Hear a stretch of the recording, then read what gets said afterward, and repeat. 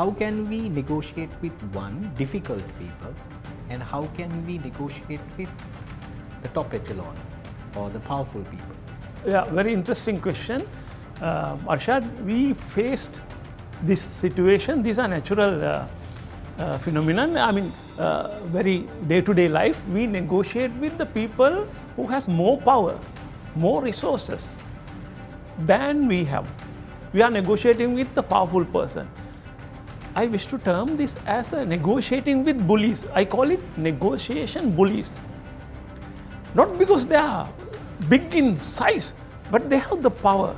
Perhaps sometimes they are the only supplier, sole supplier, or they are powerful by virtue of their position, the power entrusted by various factors. How do we negotiate?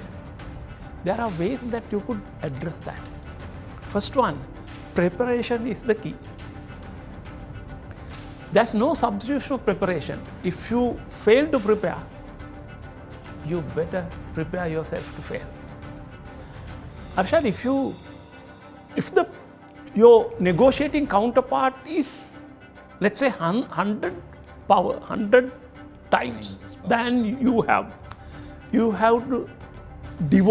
spend 100 times more for the preparation. More you prepare, more you are equipped, and more you are ready to handle that situation.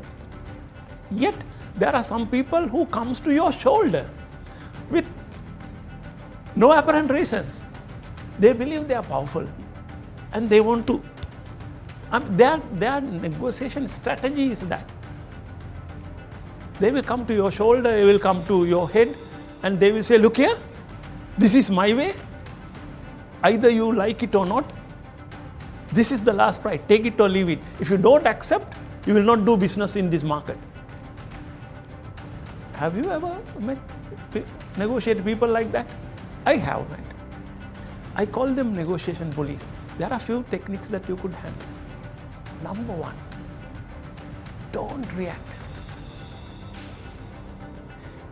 Bullies expect the other person to react. Don't react. Play cool. It's easy to say, difficult to do. To do that, you have to get yourself prepared. Information-wise, material-wise, and mental-wise, psychologically. You have to get prepared. The moment you opt to not to react, you take the power away. That's one way. The next technique was again introduced by my guru, Professor William Ury. He says, go to the balcony. This balcony is a metaphor where emotional calmness, if you have to try to go to that place, then if someone is blackguarding you, trying to exert undue pressure, threatening you, Arshad, this is it. End of it. If you don't agree, you're finished. And if that happens, go to balcony. You must be able to keep Arshad in that place, take a higher mental level, calmness, and observe you negotiating with the powerful person. That's the executive of this company, Arshad, negotiating with the customer, powerful customer. He's blackguarding me. I think I shouldn't respond.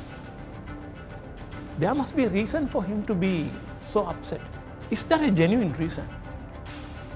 Arshad, this is not easy, but you are taking yourself to the different level and you are maintaining the calmness, and you can observe the moment it happens.